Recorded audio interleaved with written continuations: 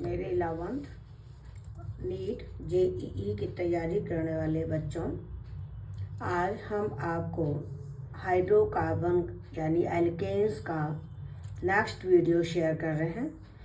आज का हमारा टॉपिक है एल्केन्स की केमिकल प्रॉपर्टीज, जिनमें फर्स्ट हम ले रहे हैं कंबस्शन।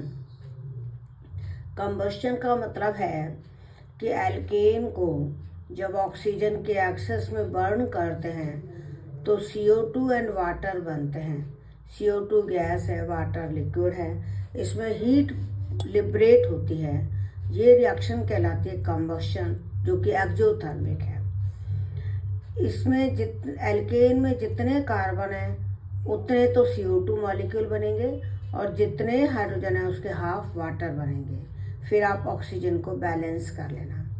जैसे मीथेन में एक कार्बन है, एक CO2 बना, 4 हाइड्रोजन है, 2 वाटर बने, तो ऑक्सीजन कितने हैं? 2 और 2 4, तो 2O2 आ जाएगा। ईथेन, इसमें 2 कार्बन है, CO2 2 बनेंगे, हाइड्रोजन 6 हैं, वाटर 3 बनेंगे, तो ऑक्सीजन हमें चाहिए 7, तो यहाँ पर हम 7/2O2 लिख देंगे। इस तरह से ये रिएक्शन बैलेंस करोगे। जनरल रिएक्शन है कि ये एल्केन का फॉर्मूला है CnH2n+2, उसकी ऑक्सीजन से रिएक्शन कराएंगे तो CO2 और वाटर बनेंगे, CO2N बनेंगे और वाटर N+1, क्योंकि 2N का हाफ N हो गया, 2 का हाफ 1 हो गया। तो इसका मतलब ये हुआ कि ऑक्सीजन का वॉल्यूम अपॉन एल्केन का वॉल्यूम कितना आएगा? 3n+1/2। 3n+1/2। अगर आपको न्यूमेरिकल में ऑक्सीजन का वॉल्यूम और हाइड्रोकार्बन का वॉल्यूम दिया हुआ है और आपसे पूछा जाएगा कि कौन सा हाइड्रोकार्बन है, तो आप ये वाला फॉर्मूला लगाकर n कैलकुलेट करना। अगर इस एल्केन के फॉर्मूले से n होल नंबर में आता है तो आप लिखोगे कि हाइड्रोकार्बन एल्केन है, और n जितना आएगा उतने कार्बन का वो हाइड्रोकार्बन होगा। एल्कीन अगर हाइड्रोकार्बन है तो volume of oxygen upon volume of alkene 3n/2 आएगा। यानी अगर इस फॉर्मूले से आपका n होल नंबर में आता है तो आप हाइड्रोकार्बन को एल्कीन लिखोगे। अगर volume of oxygen and volume of hydrocarbon का रेशो 3n-1/2 है तो हाइड्रोकार्बन को आप एल्काइन कहोगे। कंप्लीट कंबस्शन से तो CO2 और वाटर बनते हैं, इनकम्प्लीट कंबस्शन से कार्बन ब्लैक बनता है।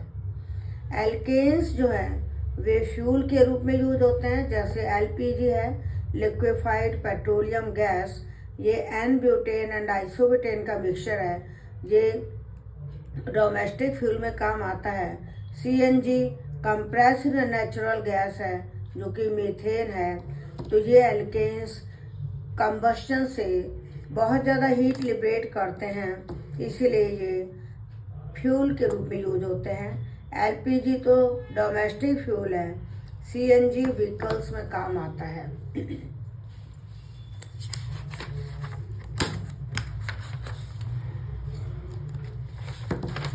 अब है कंट्रोल्ड ऑक्सीडेशन, यानी अगर हम कैटलिस्ट अलग अलग लेंगे तो अलग अलग कैटलिस्ट के प्रेजेंस में ऑक्सीडेशन से एल्केन से अलग अलग प्रोडक्ट बनता है। इसको बोलते हैं कंट्रोल्ड ऑक्सीडेशन। जैसे मीथेन की ऑक्सीजन से रिएक्शन कराएं कॉपर की प्रेजेंस में high temperature and high pressure पर, तो मिथेनॉल बनेगा। अगर यही मीथेन का ऑक्सीडेशन मॉलिब्डेनम ऑक्साइड के प्रेजेंस में कराएं तो फॉर्मेल्डिहाइड बनेगा। अगर एल्केन यानी ईथेन का ऑक्सीडेशन मैंगनीज एसीटेट के प्रेजेंस में कराएंगे तो एसिड बनेगा। 2 कार्बन का एल्केन है तो 2 कार्बन का एसिड बनेगा। अगर ऐसा एल्केन लें जिसमें टर्शरी हाइड्रोजन है, tertiary hydrogen means tertiary carbon पर H लगा है, तो उस एल्केन का ऑक्सीडेशन एसिडिक KMnO4 से कराने पर टर्शरी अल्कोहल बनेगा, यानी ये वाली हाइड्रोजन OH में बदल जाएगी। तो ये रिएक्शन ज़्यादा इम्पॉर्टेंट है। अब है आइसोमेराइजेशन। नॉर्मल एल्केन्स जिनमें स्ट्रेट चेन में कार्बन आइटम है उनको एल्युमिनियम क्लोराइड एंड HCl के साथ हीट करने पर ब्रांच्ड एल्केन बनते हैं। तो यानी एक आइसोमर दूसरे आइसोमर में बदलता है, इस रिएक्शन को बोलते हैं आइसोमेराइजेशन। जैसे एन हेक्सेन है, उसको AlCl3 एंड HCl के साथ हीट करेंगे तो 2 methyl pentane and 3 methyl pentane का मिक्सचर बनेगा। यानी पहले 6 कार्बन की स्ट्रेट चेन थी, अब 5 की स्ट्रेट चेन है। तो एक आइसोमर दूसरे में बदलता है, इसको बोलते हैं आइसोमेराइजेशन। अगली रिएक्शन है स्टीम के साथ, ये इम्पॉर्टेंट है। मीथेन को स्टीम यानी वाटर की वेपर के साथ निकेल के प्रेजेंस में हीट करेंगे तो CO+3H2 ये मिक्सचर बनेगा, जिसको सिंथेटिक गैस या सिन गैस कहते हैं। ये इम्पॉर्टेंट है।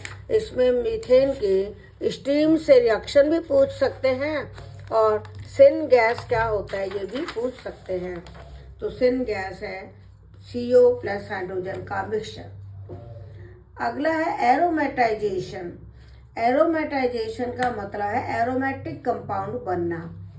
तो इसमें क्या करते हैं, normal alkanes having 6 or more than 6 carbon atom when heated in presence of chromium, molybdenum, vanadium oxide at high pressure and high temperature, it gives aromatic hydrocarbon.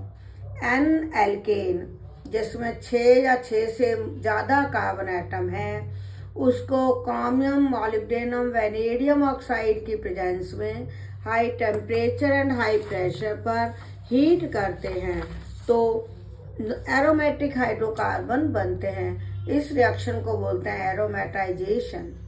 इसमें रिंग भी बनती है, हाइड्रोजन भी बाहर निकलती है, इसको बोलते हैं साइक्लोडीहाइड्रोजिनेशन। यानी रिंग भी बन गई, हाइड्रोजन भी रिमूव हो गई, तो इसको बोलेंगे साइक्लोडीहाइड्रोजिनेशन। इसको एरोमेटाइजेशन कहते हैं क्योंकि एरोमेटिक हाइड्रोकार्बन बना। इसको कैटालिटिक रिफॉर्मिंग भी कहते हैं क्योंकि कैटालिस्ट की प्रेजेंस में एक कंपाउंड दूसरे में बदला है। जैसे एन हेक्सेन से बेंजीन बनती है, एन हेप्टेन से टॉलुईन बनती है मिथाइल बेंजीन, एन ऑक्टेन से आर्थोजाइलिन बनता है जिसमें 2 मिथाइल ग्रुप आर्थो पोजीशन पर है। तो ये तीनों ही इम्पॉर्टेंट हैं। अब है pyrolysis. Pyro means heat, lysis means to break down, यानी एल्केन को गर्म करते हैं तो वो टूट जाते हैं, इसको डिकम्पोजिशन कहते हैं। फ्री रेडिकल मैकेनिज्म से होती है और एल्केन को प्लैटिनम, पैलेडियम, निकेल के प्रेजेंस में हीट करने पर एल्केन डिकम्पोज हो जाएगा, वो छोटे एल्केन, छोटी एल्कीन एंड हाइड्रोजन देगा। ये रिएक्शन कैरोसिन से ऑयल गैस और पेट्रोल से पेट्रोल गैस बनाने में काम आती है। इस पायरोलिसिस को क्रैकिंग भी कहते हैं क्योंकि हायर हाइड्रोकार्बन ब्रेक होकर लोअर हाइड्रोकार्बन देता है। जैसे हेक्सेन को गर्म करोगे तो हेक्सीन प्लस हाइड्रोजन या ब्यूटीन प्लस इथेन या इथीन प्लस ब्यूटेन या इथेन प्लस मीथेन, इस तरह से मिक्सचर बन सकता है। यानी छोटे hydrocarbon, saturated and unsaturated, alkanes and alkenes का मिक्सचर बनेगा, इसको बोलते हैं पायरोलिसिस या क्रैकिंग। आज हमारी एल्केन्स की केमिकल प्रॉपर्टीज फिनिश हो गई हैं। अब हम अगला वीडियो शीघ्र ही शेयर करेंगे, तब तक के लिए आप इन वीडियो को देख लें। कोई प्रॉब्लम हो तो कमेंट में लिखें। Thank you, all the best.